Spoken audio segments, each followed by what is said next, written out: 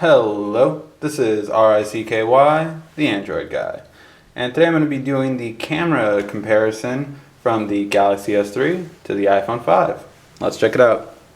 So first of all, I want to actually go to the camera app because I had literally no idea that the iPhone was this limited on a camera app. I mean, it really did shock me. So in terms of what the camera apps can do, first of all, let's go a little bit about this. Comparing to the two apps, of course, you do have your flash, which you can make automatic or on, of course.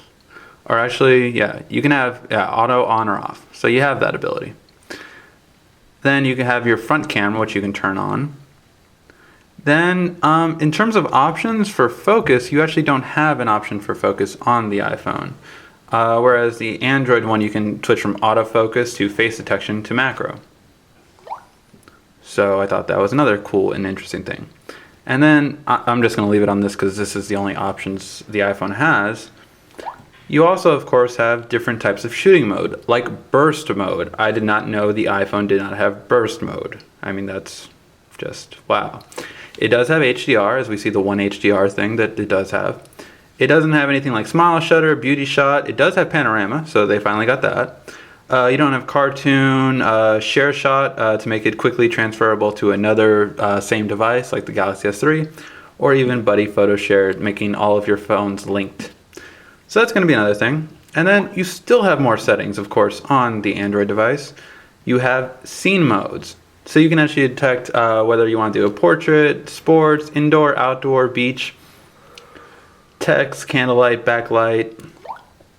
And then you also have, I'm sure you have a timer. Is there a timer on the camera? No.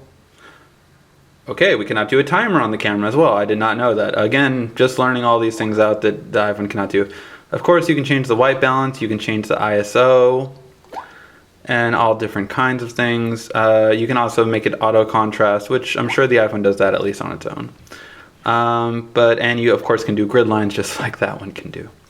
So yeah, I did not realize how limited the camera apps differed. So that was one thing that I was surprised by. And then let's go to the actual photos. Okay. So let's pull up both photos and let's see. All right.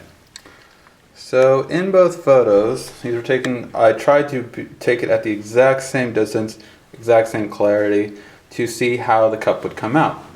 So in terms of this one, you can see the reflectiveness of me. In this one you can kind of see it, but it's a little different. This one has more of a white backing, as where this one toned it down a little bit. So those are some of the differences. And now in clarity. This is what I always shoot for. I shoot this cup for clarity to see how good it can actually get the wording. So, and when I did this, you can actually see, well, I hope you guys can see it. Let me zoom in a little bit more so you guys can try to see.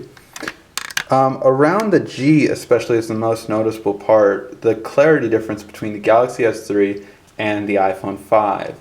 That you can actually see the engraved part of the text on the cup, because of course the cup has ridges where you can actually, that is engraved. So I use this cup for that reason, because it's very fine detail that most cameras can never pick up.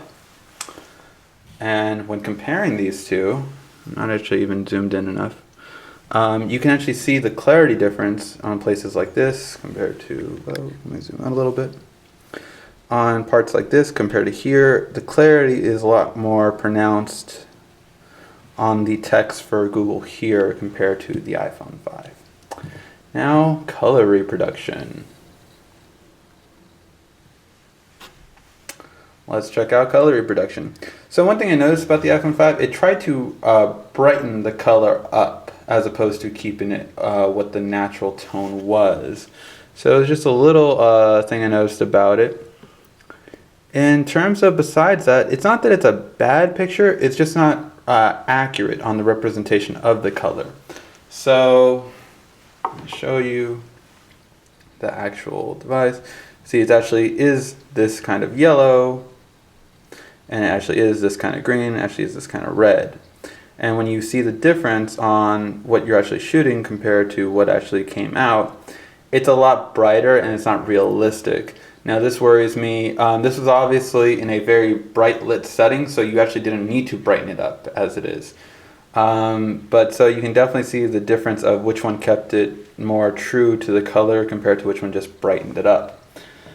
This is a big problem for anyone that's like a photographer or someone that actually matters about photos when it matters, because the reproduction on the colors is much more accurate on the Galaxy S3 compared to the iPhone 5.